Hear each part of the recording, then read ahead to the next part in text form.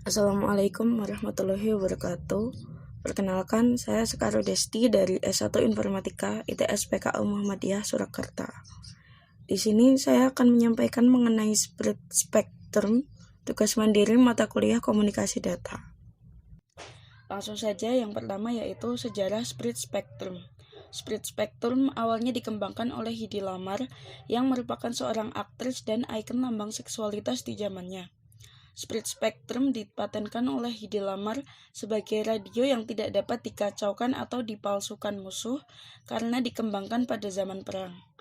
Ini merupakan kelebihan dari spread spectrum karena menggunakan bandwidth yang lebar dan sinyal ini terlihat sebagai noise dengan radio FM biasa. Bahkan pengiriman sinyal ini umumnya lebih rendah dari sinyal noise floor. Sistem ini dipatenkan sebagai komunikasi untuk militer, di mana diperlukan komunikasi radio yang tidak dapat diterima oleh musuh ataupun diganggu oleh musuh. Selanjutnya adalah pengertian spread spectrum. Spread spectrum atau spektrum tersebar adalah sebuah metode komunikasi di mana semua sinyal komunikasi disebar di seluruh spektrum frekuensi yang tersedia. Lebarnya pita frekuensi yang digunakan tergantung kepada teknologi yang digunakan. Ide dasarnya adalah untuk menyebarkan sinyal melalui bandwidth yang lebih luas untuk mencegah dilakukannya pencegatan informasi dan gangguan lainnya. Istilah spread spectrum digunakan karena pada sistem ini, sinyal yang ditransmisikan memiliki bandwidth yang jauh lebih besar dari bandwidth sinyal informasi, bahkan mencapai ribuan kali. Proses penebaran bandwidth sinyal informasi ini disebut spreading spread spectrum jenis pertama yang dikembangkan dikenal dengan nama frekuensi hopping atau lompatan frekuensi. Dan untuk versi terbaru yaitu direct sequence spread spectrum kedua. Teknik ini digunakan dalam berbagai produk jaringan nirkabel dan berbagai aplikasi lainnya. Cara kerja spread spectrum. Spread spectrum menggunakan level transmisi daya yang serupa dengan sebuah sinyal narrowband.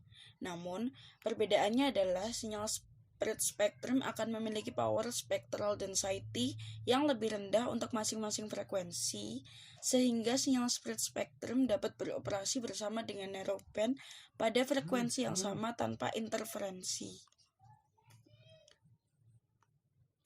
Pada spread spectrum, terdapat istilah pseudo-noise code yang membungkus sebuah sinyal transmisi spread spectrum, sehingga sinyal tersebut terlihat wideband dan seperti noise. Karakteristik ini yang menyebabkan spread spectrum memiliki probabilitas rendah untuk di-intercept. Akibatnya, spread spectrum sulit dideteksi oleh peralatan narrowband dan hanya dapat dibaca oleh peralatan spread spectrum yang memiliki kode pseudo-noise yang sama. Jenis spread spectrum. Yang pertama, DSSS atau Direct Sequence Spread Spectrum merupakan jenis spread spectrum yang paling luas dikenal dan paling banyak digunakan karena sistem ini dikenal paling mudah implementasinya dan memiliki data rate yang tinggi. Jadi maksudnya teknologi DSSS ini sudah diterapkan pada semua perangkat LAN nirkabel yang sudah kita kenal dan berada di pasaran saat ini. Metode pengiriman data dari DSSS sendiri yaitu berada pada set frekuensi 22 MHz. DSSS bekerja dengan cara menggabungkan sinyal data pada stasiun pengirim dengan suatu data rate bit sequence yang lebih tinggi yang dikenal sebagai chipping code atau processing gain. Processing gain yang tinggi meningkatkan ketahanan sinyal terhadap interferensi. Yang kedua, FHSS atau frekuensi hopping spread spectrum merupakan frekuensi hop dengan sistem pembaan dengan cara melompat dengan urutan yang bersifat pseudo-random. Pseudo-random adalah daftar frekuensi kemana arah frekuensi akan melompat dalam satu interval. Yang ketiga, OFDM atau Orthogonal Frequency Division Multiplexing merupakan teknik pentransmisian data berkecepatan tinggi dengan menggunakan beberapa sinyal carrier secara paralel dalam pemodulasiannya, sehingga data yang ditransmisikan akan mempunyai kecepatan yang lebih rendah.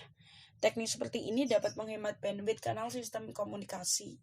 Teknologi ini merupakan teknik modulasi untuk komunikasi wireless broadband di masa yang akan datang karena tahan melawan frekuensi selective fading dan interferensi narrowband, dan efisien menghadapi multipath delay spread. Selanjutnya, kelebihan spread spectrum. Keuntungan pertama penggunaan spread spectrum, terutama dibandingkan dengan metode TDMA pada GSM, adalah kemampuannya untuk kebal jamming, sehingga sangat sulit untuk dicuri dengar oleh orang lain. Dan bila pun pada tingkat frekuensi radio bisa dilakukan jamming, komunikasi yang terjadi tetap tidak bisa diketahui karena sinyal sudah terenkripsi pada saat terjadinya pengkodean.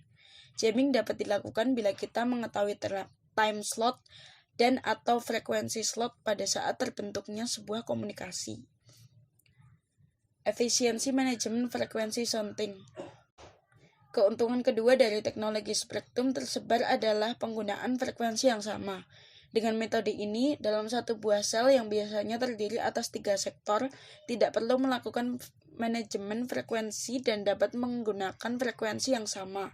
Sebagai kebalikannya, pada teknologi GSM, setiap sektor di sebuah sel harus menggunakan frekuensi yang berbeda.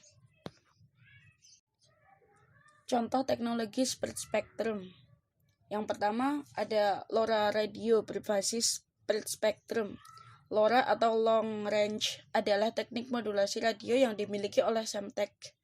Teknologi LoRa menggunakan teknologi modulasi GSS atau Chirp Spread Spectrum yang memungkinkan untuk mengirim data jarak jauh berdaya rendah melalui pita ISM atau Instrumentation, Science, and Medical yang tidak berlisensi. Teknologi LoRa yang menggunakan spread spectrum ini adalah teknologi wideband, sehingga memakan bandwidth yang cukup besar. Yang kedua, DSCDMA. DSCDMA adalah salah satu teknik akses spread spectrum yang mempunyai kelebihan kebal terhadap interferensi dan jamming. Teknologi ini pertama kali digunakan pada militer dan kemudian dikembangkan ke komunikasi luar angkasa. Pada tahun 1995, CDMA mulai digunakan secara komersial, terutama sesudah diperkenalkannya standar IS-95 pada tahun 1992 oleh Qualcomm. Yang terakhir, komunikasi militer dan radar. Sekian dari saya, terima kasih. Wassalamualaikum warahmatullahi wabarakatuh.